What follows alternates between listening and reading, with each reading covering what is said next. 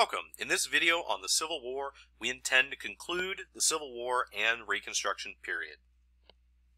Last time we talked about presidential versus congressional Reconstruction and whether or not the states had actually seceded. We talked about how during the war, President Lincoln was demanding a 10% simple loyalty oath among the seceded states in order to readmit them and get their governments recognized by the government again, to have governors and senators and House members that were functioning in normal relation as all the other states in an equal way. In 1864, the Republican-led Congress rejected this, and this was the radical Republican position called the Wade-Davis Bill. They believed Lincoln was being far too lenient and demanded a 50% threshold, a 50% of the voting age white population being able to take the so-called ironclad oath. This was an oath that stated not like Lincoln's simple oath. Lincoln's simple oath says, you pledge your loyalty from now on. Simple. The ironclad oath says that you not only pledge your loyalty from now on, you pledge that you've always been loyal.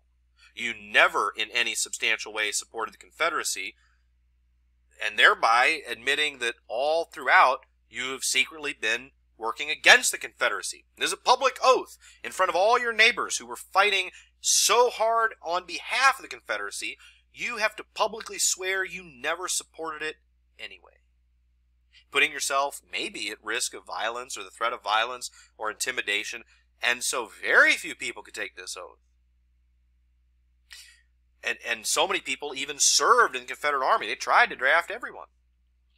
So you would have to perjure yourself, or even if you believed it, you'd have to put yourself in danger. Some of the only people who could take that oath were black.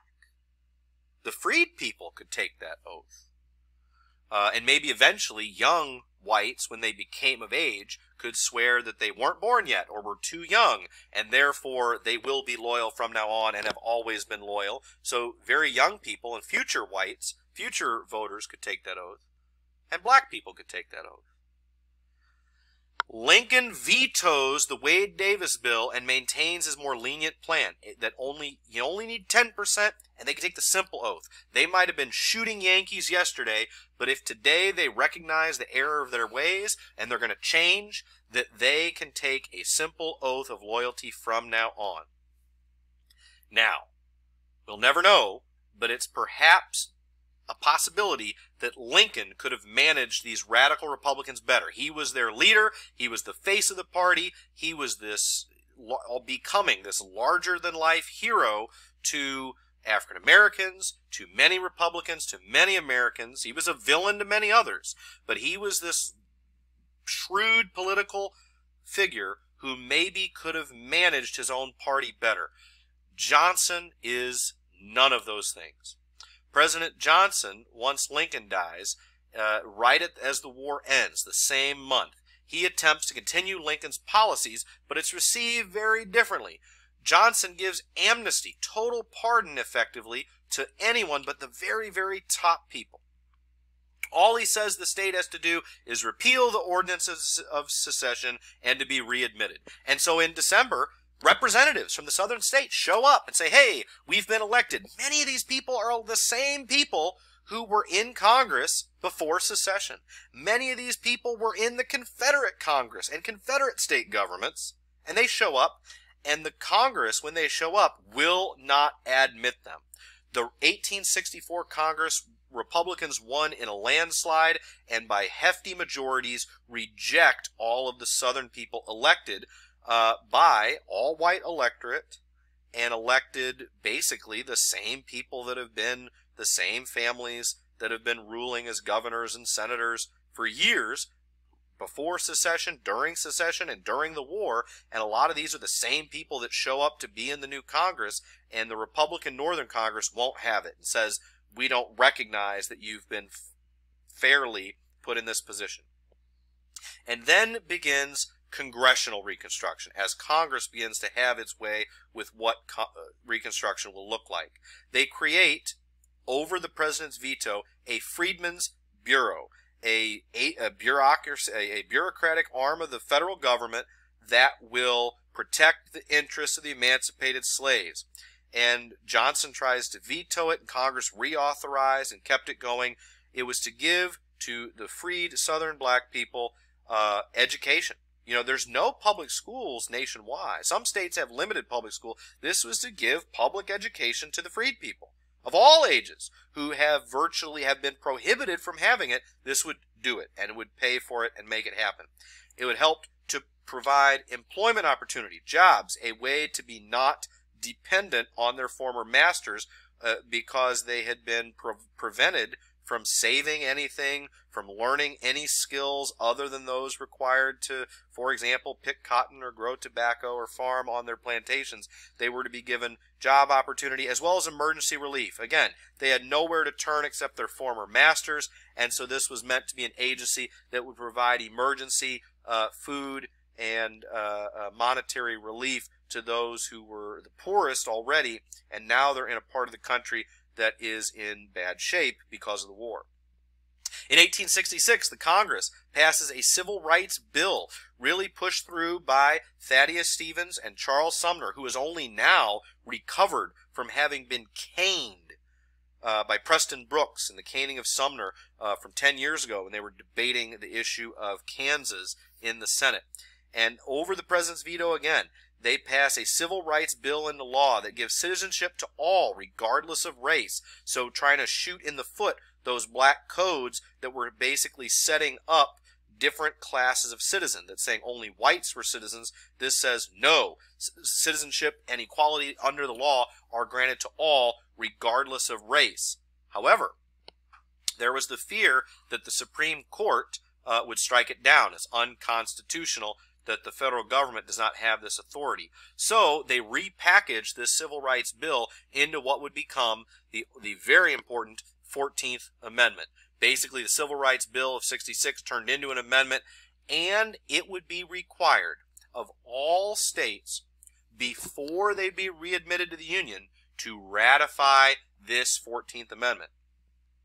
And the 14th Amendment, in fact, likely would not have become an amendment even if it weren't for this requirement that the southern states adopt it. What does it do? Again, citizens, all persons born in the country are citizens of their state and of the U.S., and that states may not restrict anyone's rights without due process. A major innovation in the constitutional law that has repercussions still to this day. A huge thing is that people are granted equal protection of the law, regardless of race, but we see this applied to many other categories of people still to this day. It does not demand that African Americans have the right to vote, but that states will be punished if they deny the vote to the freed people. It also specifically bans the payment of the Confederate debt, saying that anyone that loaned money to the Confederacy during the war, they are out of luck and will never get that money back. In the midterm elections of 1866, it is the landslide of all landslides. The Republicans get virtually an 80% majority. It is a referendum on the war. The Republicans wanted the war, fought the war, won the war, and this was the payoff they got, was that they were the party of loyalty, they were the party of union, and in all the northern states, the Republicans win by massive landslides, and they still reject any elections being held in the South. They are not given their seats in the House or Senate, saying that you've seceded, we have not yet set the terms for you to come back. They are claiming that they are trying to follow Lincoln's 10% plan, but the Congress says that's not good enough. Lincoln is gone, and we don't trust Johnson to run Reconstruction the way we trusted Lincoln to do it. And this is full on the period of radical Reconstruction under the Congress, under the Reconstruction Acts of 1867. They basically say the southern states, they're not states anymore. They are 5 military districts, and they will be run and administered by Union Army generals. It's at this time that they passed the Tenure of Office Act, which requires Senate consent to dismiss cabinet officers. Well, President Johnson was trying to get rid of Secretary of War Stanton. He believed was undermining him and was more loyal to the radicals. For this, they say Johnson has broken the law, that the law says that the president can't fire his own secretaries. Johnson fired him anyway, and they say that's an impeachable offense.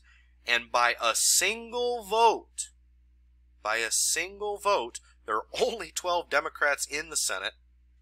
7 Republicans break ranks and vote to acquit him. If any one of those 7 had voted, he would have been removed from office. He was impeached, and by a single vote, he was prevented from being, he was nearly 2/3. It was over 60% of the Senate voted to remove him, and by a single vote, he was held in office. Now, his term was almost over. I mean, this is in April of 68. The election was already in November of 68. But it remains in office. But Johnson has so many vetoes, and the Congress, with virtually an 80% Republican majority, overturned so many of these vetoes. Johnson, of course, doesn't have much of a chance to run for re-election. The Republicans nominate the war hero general, as U.S. politicians have often done, the war hero Ulysses S. Grant, and he wins over the Democrat of New York, Horatio Seymour, essentially standing for Reconstruction and Union, and they wave the bloody shirt again. Grant wins a hefty electoral vote, but only narrow in the popular vote. And remember that the unreconstructed states, most of the South isn't even voting. So even in basically the North, he's only getting 53% popular vote, and a few states have already agreed to the new severe terms of Reconstruction. They're no longer military districts, but southern states are getting a vote. They're actually very Republican southern states, because the only people voting are those who will take the oath. So they're basically the handful of southern whites who admit that they hate the Confederacy. You actually had some black voters, and you had some northerners who've moved to the South who they could take the oath. So it's ironic that he narrowly, by the popular vote, wins, and it's actually through the black vote and the southern vote, because most of the former Confederates in the South aren't allowed to vote. And a couple things just to look to the end of Reconstruction, some of the key terms. Those people, as we said, who were from the North who moved to the South were nicknamed carpetbaggers. They threw all their belongings in a carpet sack and they moved to the South. Southerners called them people taking advantage and getting into politics because because most Southerners were disenfranchised, that they were profiteers or opportunists. A lot of them saw themselves as teachers and social workers and people who were moving to the South in a way like on a mission trip to put the South back together or help African Americans gain freedom and equality. Another term were the scalawags. These were Southern whites who supported Reconstruction. Again, they saw themselves, are they social workers? Are they the heroes? Many of their neighbors considered them traitors and people who were scalawags, the Southerners who supported Reconstruction. The big claim against Reconstruction was that it was extravagance of government. They're spending their way into debt, that they had already run up a huge war debt north and south, and that now by sponsoring all these things, you had the claims that they were continuing to waste money. In the end, the Reconstruction is a classic example of the victors writing history. Ulysses Grant is reelected again by a pretty thin popular vote. Ironically, again, he has a lot of Southern support because the only Southerners who can vote are those who take the oath.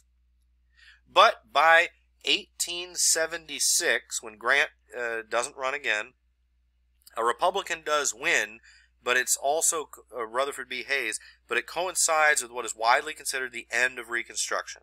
That effectively you begin to have the oath is lessened, and more people they back off of the ironclad oath, and you begin to get white rule in most of the southern states, and you begin to get some of the old families, the old governors, representatives, and senators back in control. And that narrative that this was this failed experiment begins to take hold. And Reconstruction really never fully gave all it was promised to the freed people, but it did result in the changing of the Constitution that would later lead to the Civil Rights Movement in the 1950s and 1960s. And this concludes the Civil War and our unit on Reconstruction. Thanks for watching.